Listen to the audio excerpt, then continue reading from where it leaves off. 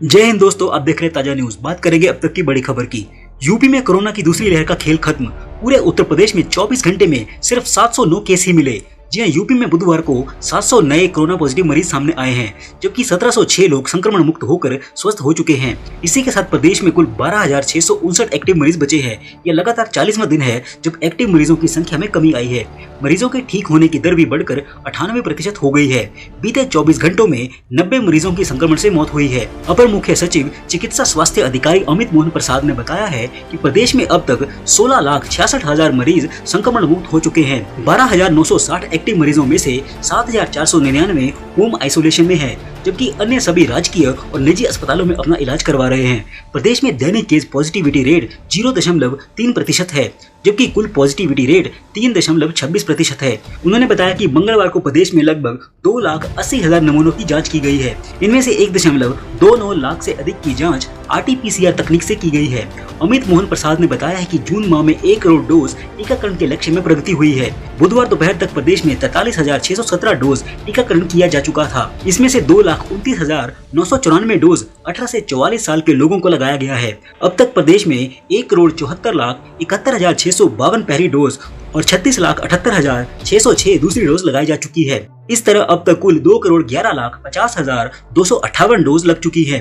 प्रदेश के जिलों में नए मरीजों की संख्या 50 के नीचे आ गई है। बुधवार को सबसे अधिक 38 मरीज गोरखपुर में मिले हैं। इसके अलावा गौतम बुद्ध नगर में 35, लखनऊ में 34, मेरठ में 33, मुजफ्फरनगर में 31, गाजियाबाद में 26, बुलंदशहर में 22, प्रयागराज में 20, पीलीभीत में 20, गाजीपुर में 18, मैनपुरी में 18, लखीमपुर खीरी में 17, वाराणसी में 16, इटावा में भी 16, सहारनपुर आगरा में 15-15, बहराइच में 13, बरेली में 12, कासगंज में 12, सीतापुर में 11, हापुड़ में 11, कानपुर नगर, रायबरेली, शामली, हरदोई, जौनपुर, महाराजगंज, गोंडा, प्रतापगढ़, अलीगढ़ में 10-10 मरीज मिले हैं। हमीरपुर, बांदा, कौशाम्बी में एक भी मरीज नहीं मिला है। 42 जिलों में अधिकतम 9 के अंदर मरीजों की संख्या है। कुल 90 मरीजों की मौत हुई है। मुख्यमंत्री योगी आदित्यनाथ ने कहा है कि लगातार प्रयासों से प्रदेश में कोविड संक्रमण की स्थिति नियंत्रण में है। प्रदेश में कोई भी ऐसा जनपद नहीं है जहां 600 से अधिक एक्टिव केस हों। ऐसे में सभी जिलों को कोरोना कर्फ्यू से छूट दी जा रही है।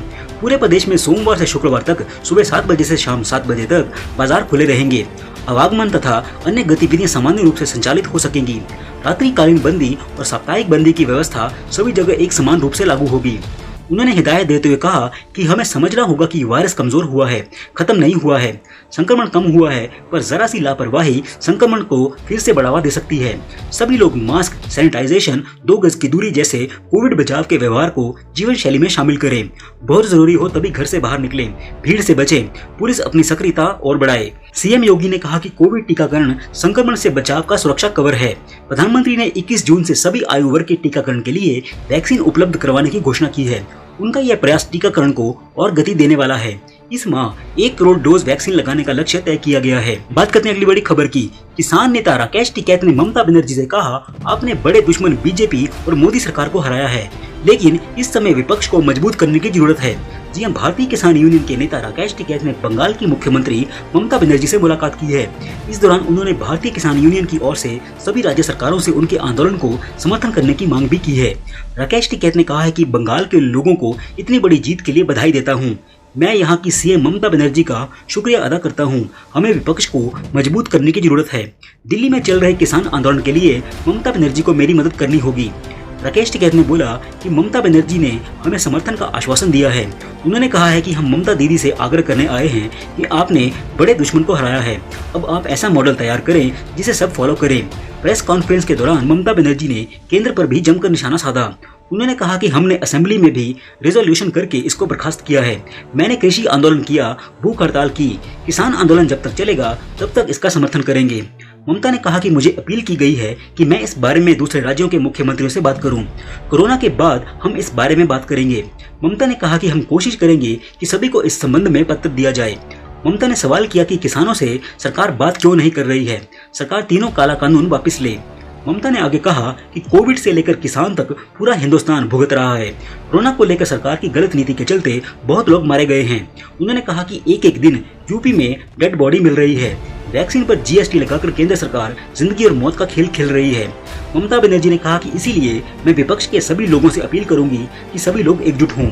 किसान यूनियन को जो भी मदद चाहिए होगी मैं देने के लिए तैयार हूँ। हम सब एक साथ रहें तो अच्छा होगा।